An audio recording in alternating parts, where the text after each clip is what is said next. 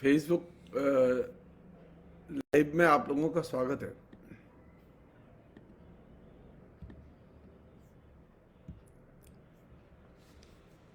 आज हम लोगों ने बातचीत का विषय रखा है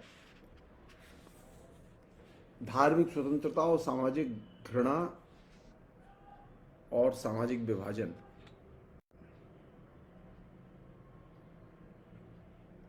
दिलचस्प बात यह है कि मुझे यह कहते हुए बहुत ही शर्मिंदगी महसूस हो रही है कि भारत जो कि धर्मप्राण देश है, जिसे धर्मों का घर कहा जाता है, वहां अब एक ऐसे विषय पर बातचीत करने की जरूरत महसूस हो रही है जिस पर के कायदे से बातचीत नहीं होनी चाहिए थी। सच्चाई यह है कि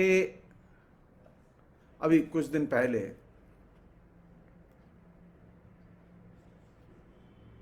कई इलाकों में हिंदू धर्म के नाम पर कुछ संतों ने अपने आयोजन किए और उन आयोजनों के जरिए उन्होंने बड़ी अधार्मिक और आपराधिक किस्म की बयानबाजी की।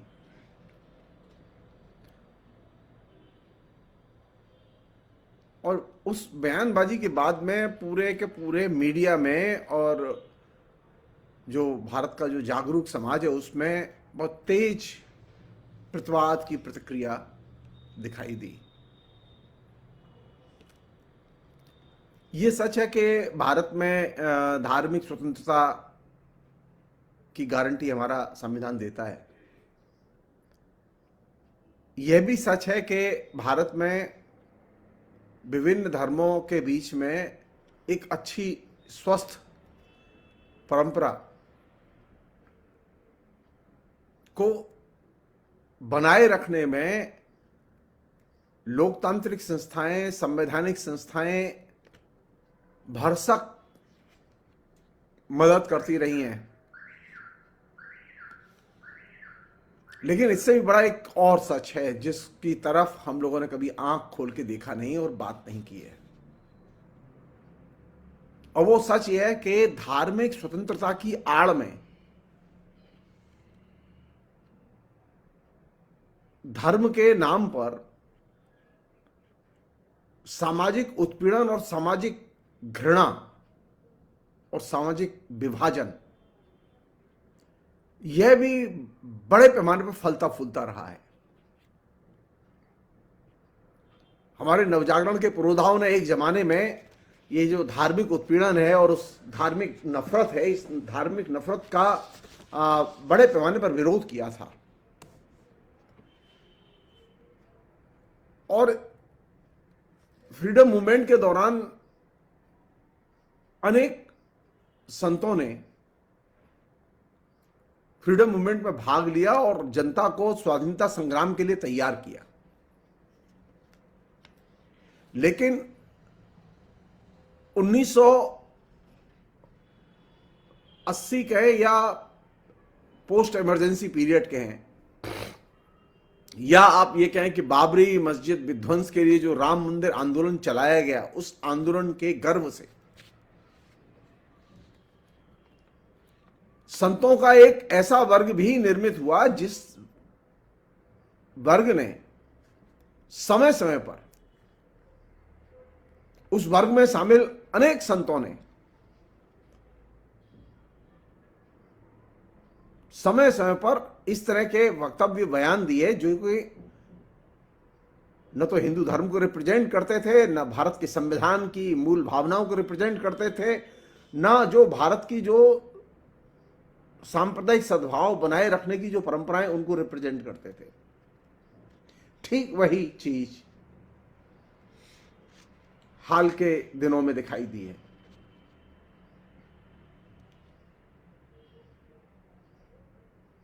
किसने क्या कहा, क्या बोला, मैं फिलहाल उसके डिटेल्स में नहीं जाना चाहता, क्योंकि वह बहुत कुछ मीडिया में आ चुका है और आप लोग जानते हैं, और जो नहीं जानते वो जाके देखें और पढ़ें। मेरी एक नागरिक के नाते चिंता यह है कि ये जो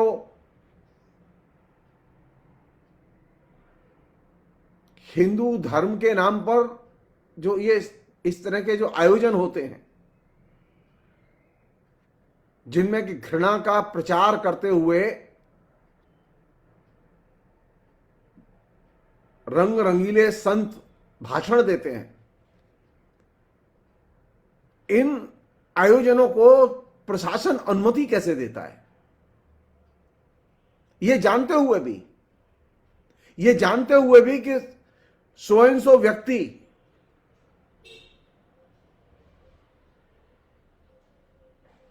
घृणा से भरे हुए बयान देने के लिए जाना जाता है, या समाज में विभाजन पैदा करने के लिए, हिंसा फैलाने के लिए भाषण दे सकता है, उसके प्रोग्राम की अनुमति प्रशासन देता कैसे है? हम जानना चाहते हैं। हम भाजपा की सरकारों से और केंद्र सरकार से हम ये जानना चाहते हैं कि क्या अगर दिल्ली में जिन व्यक्तियों के बारे में आप जानते हो कि वे आतंकवाद की और खुल्लम खुल्ला मुसलमानों की या हिंदुओं की या सिखों की या ईसाइयों के कत्लेआम की अपील करें, तो क्या ऐसे व्यक्ति को आप भाषण देने देंगे या ऐसे व्यक्तियों को भाषण देने देंगे?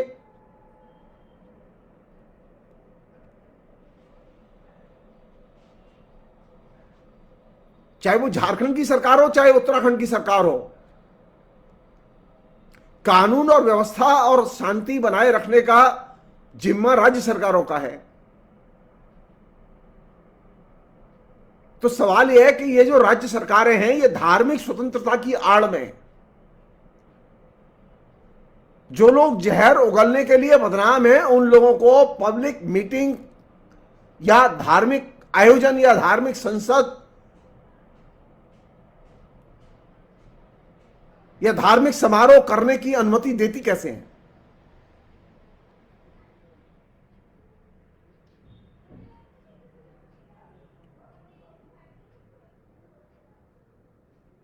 मुझे तो चिंता होती है कि राज्य सरकारें ये चल कैसे रही हैं। आपको जरा सा संदेह होता है कि इस आदमी की उग्रवादी गतिविधियों से संबंध है, आपको जरा सा संदेह होता है कि यह आदमी मुस्लिम आतंकवादियों से जुड़ा हुआ है या खालिस्तानियों से जुड़ा हुआ है, तो आप उसको संदेह में पहले ही गिरफ्तार कर लेते हैं। भारत की स्थिति यह है कि जो लोग खुल्लम खुल्ला उग्रवाद की वकालत कर रहे हैं, खुल्लम खुल्ला हिंसा की वकालत कर रहे हैं, और वे संयोग से हिंदू सन्यासी के भेष में यह काम कर रहे हैं, उन लोगों को सरकार उनकी गतिविधियों को ब्लैकलिस्ट करके उनकी गतिविधियों पर पाबंदी क्यों नहीं लगाती? क्या सीबीआई नहीं जानती इस बात को? क्या लोकल गुप्तचर विभाग नहीं जानता इस बात को? या स्थानीय प्रशासन नहीं जानता कि कौन सन्यासी मुसलमानों के खिलाफ जहर उगलने के लिए ऑन रिकॉर्ड बदनाम है और जिसका रिकॉर्ड है कि वो मंच पर जब भी जाता है वो जहर उगलता है? तो ऐसे व्यक्तियों को ब्लैकलिस्ट करके उनकी सार्वजनिक गतिविधियों पर पाबंदी क्यों नहीं लगाई जाती? ऐसे लोगों को गिरफ्तार करके जेल में क्यों नहीं डाला जाता हमेशा के लिए?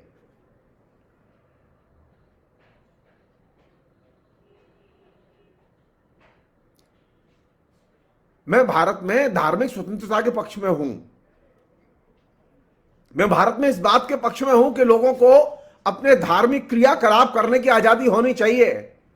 मैं भारत में इसके भी पक्ष में हूं कि अगर जो धर्म में जुड़े हुए लोग हैं, चाहे वो संत हो, महंत हो, उन्हें खुल के राजनीतिक तौर पर अपने हकों का इस्तेमाल करना और उसकी अनुमति दी जानी चाहिए।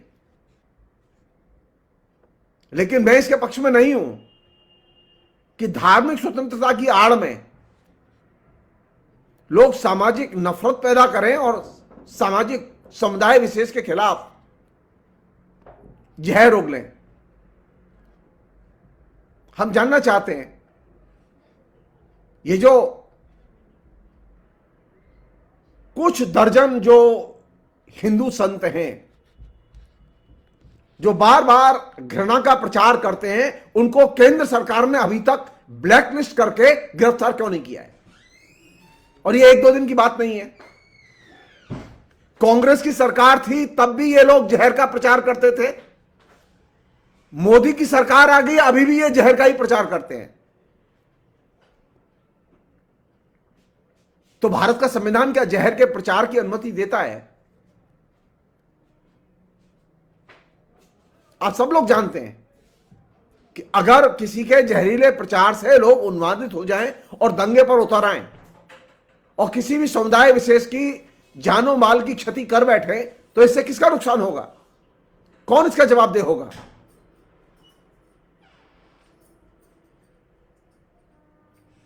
इस तरह के जहरीले प्रचार की न तो धर्म अनुमति देता है, न संविधान अनुमति देता है। लेकिन राम मंदिर के लिए जो आंदोलन शुरू हुआ, उससे जो ये जहरीले प्रचारक पैदा हुए,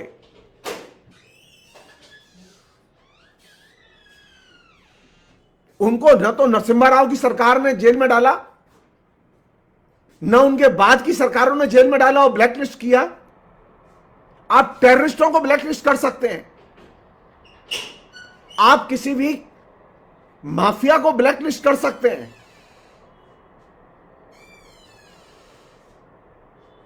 लेकिन आप किसी जहरीले प्रचारक को ब्लैकलिस्ट क्यों नहीं करते? चाहे वो किसी भी धर्म का मानने वाला हो, चाहे वो मुस्लिम धर्म का मानने वाला हो, चाहे वो हिंदू धर्म का मानने वाला हो, चाहे वो ईसाई धर्म का मानने वाला हो।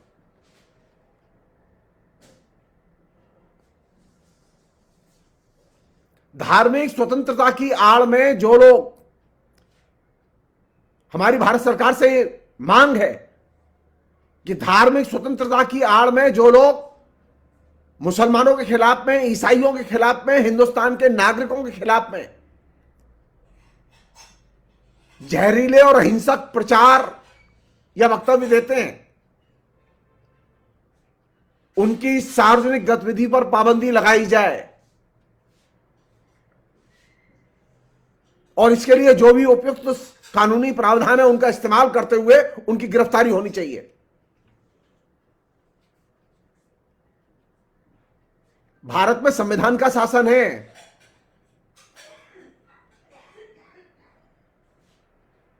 ये 33 करोड़ देवताओं का देश है।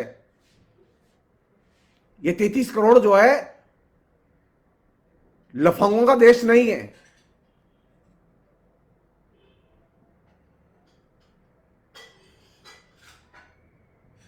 एक और दिलचस्प बात है, बहुत ही मुझे अच्छा नहीं लग रहा ये बात कि ये बात उठाई जाए।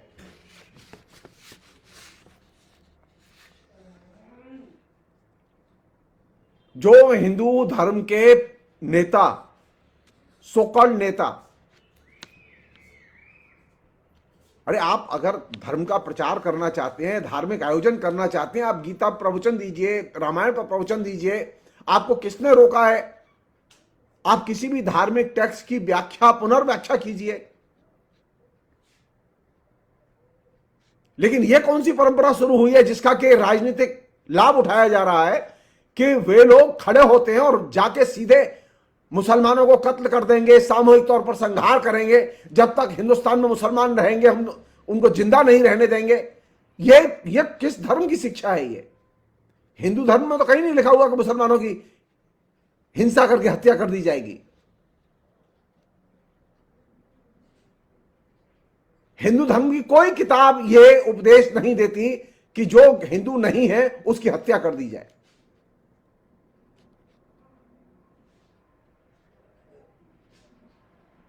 तो मेरी डिमांड यह है कि भारत सरकार पहल करे।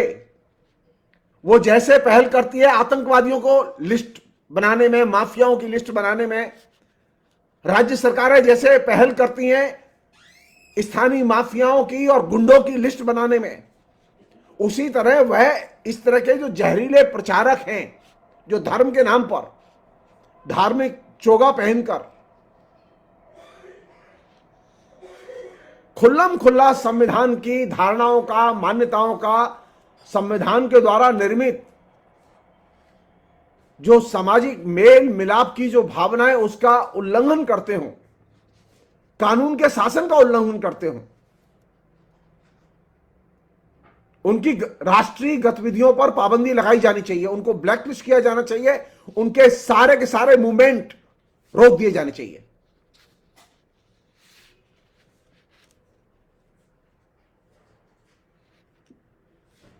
क्योंकि हमारा संविधान और हमारा कानून हिंसा की अनुमति नहीं देता।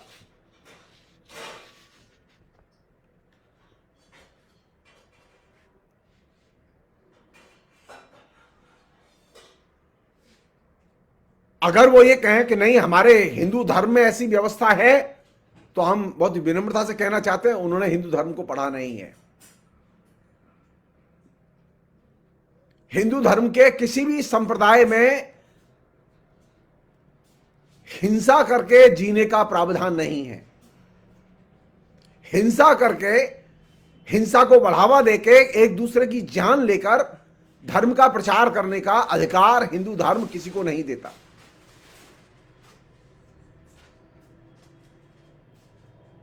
मैं आज अपने इस प्रोग्राम के जरिए मैं सिर्फ एक ही चीज फोकस में लाना चाहता हूं। मैं चाहता हूं कि आप लोग इस पर बहस करें और राज्य सरकारें पहल करें और केंद्र सरकार पहल करे कि जो धार्मिक प्रचारक, संत और महंत, चाहे वो किसी भी कोटि के हों और चाहे वो किसी भी संप्रदाय के हों,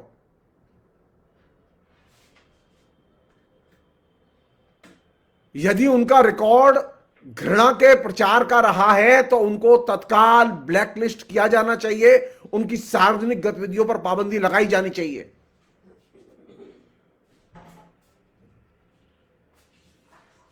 और उनको उनके आश्रमों में नजरबंद किया जाना चाहिए।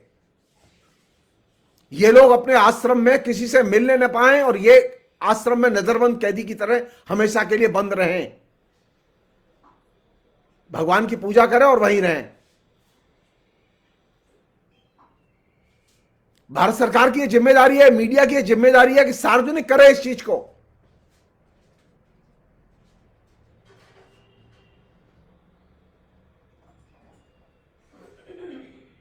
कि जो भी संत हिंसा का प्रचार करते हो, मांग की जानी चाहिए कि इनके ऊपर सार्वजनिक पाबंदी लगाई जाए और इनकी सार्वजनिक नजरबंदी की जाए और इनको नजरबंद इनके आश्रम में किया जाना चाहिए, जेलों में नहीं। जेलों में जगह ही नहीं है।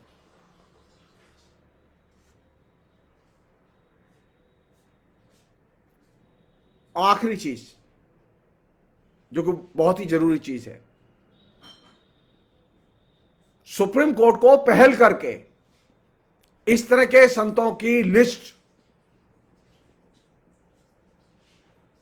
वीडियोज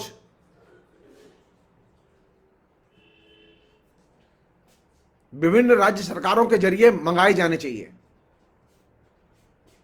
विभिन्न मीडिया संस्थानों के जरिए, सोशल मीडिया के जरिए इनको एकत्रित किया जाना चाहिए और उनको बुला के पूछा जाना चाहिए।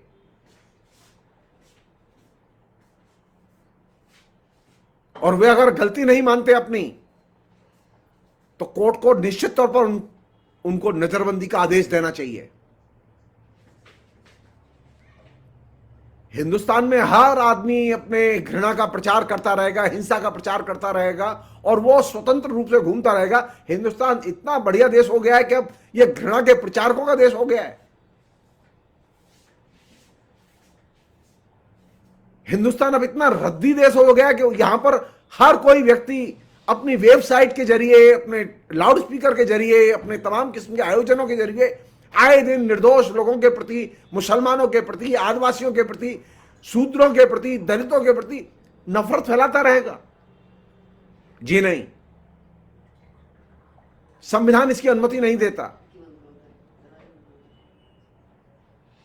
हम सुप्रीम कोर्ट से भी अपील करते हैं कि वे तुरंत जो पिछले दिनों जो घृणा के प्रचार करने वाले लोगों के भाषण सामने आए हैं, उन लोगों के खिलाफ सख्त कार्रवाई करे और उनकी नजरबंदी, कैद के आदेश जारी किए जाने चाहिए। आप किसी स्मगलर को पकड़ सकते हैं, आप किसी टेररिस्ट को पकड़ सकते हैं, लेकिन आप किसी घृणा के प्रचारक को नहीं पकड़ सकते। पहले ये जानते हुए भी घृणा का प्रचारक है। भारत का, हमारे जैसे पढ़े लिखे लोगों का समाज शर्म से उसका सिर नीचे झुक जाता है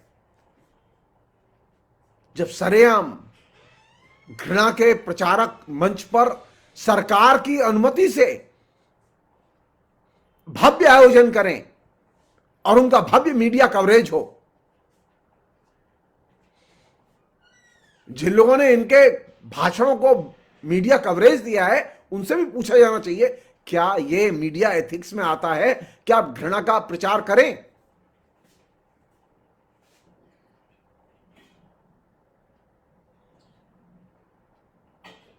मीडिया जो है घृणा के प्रचार में संलग्न है, प्रशासन घृणा के प्रचारकों को अनुमति देने में संलग्न है, अदालतें चुपचाप देख रही हैं। बड़े बड़े सीनियर वकील, इंटेलेक्चुअल खुलेआम मांग कर रहे हैं, लेकिन कोई सुनने वाला नहीं है। देश के प्रधानमंत्री के पास में फुर्सत नहीं है इस बात को सुनने और समझने की। वह इंतजार कर रहे हैं कोई इवेंट बने तब वे बोलेंगे। जी नहीं, प्रधानमंत्री से अपील है कि वे घृणा के प्रचारकों के खिलाफ में तुरंत बयान जारी करें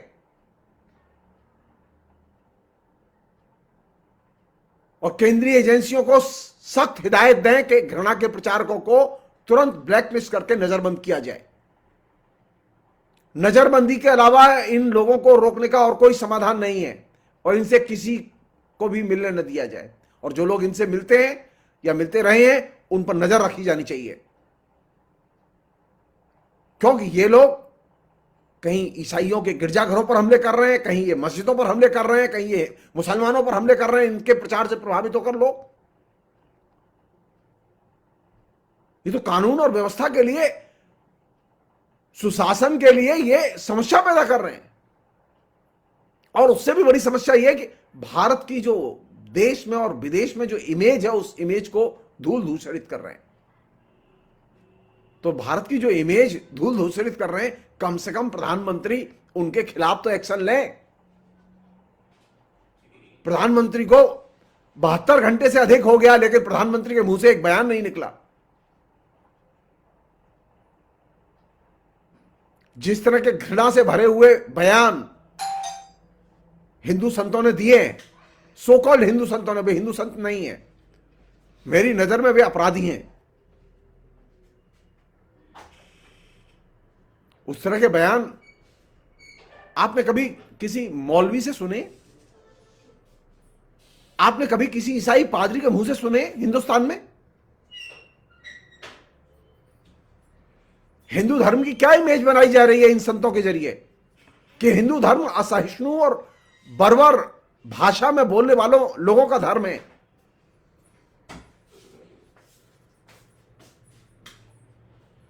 इस तरह के जो बयान जो पिछले दिनों आए हैं सामने, इस तरह के बयान सिर्फ वे लोग देते हैं जो ईसाई फंडामेंटलिस्ट हैं, जो कि यूरोप में और अमेरिका में काम करते हैं। ईसाई फंडामेंटलिस्टों से जुड़े हुए जो लोग हैं, वे लोग इस तरह के घृणा से भरे हुए बयान देते हैं।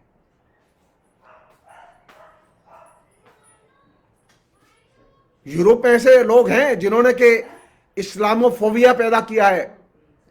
वही इस्लामोफोबिया की जीरोक्स कॉपी यहां पर ये लोग पैदा करना चाहते हैं। तो मेरी अपील है कि भारत में धार्मिक स्वतंत्रता की आड़ में सामाजिक घृणा और हिंसा का प्रचार करने की अनुमति किसी को नहीं दी जानी चाहिए और ऐसे लोगों को सभा की अनुमति देकर राज्य सरकारों ने गलती की है। संबंधित जिले के जिलाधीश इसके लिए उत्तरदायी हैं।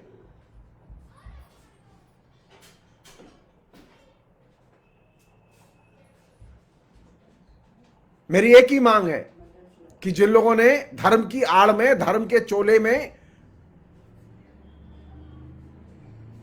दूसरे धर्म और समुदाय के लोगों के खिलाफ में हिंसा करने, उन्हें कत्ल करने, उन्हें नेस्त नाबूद करने, उन्हें भारत से बाहर खदेड़ कर बाहर कर देने की अपील की है, उन लोगों को तत्काल नजरबंद किया जाना चाहिए।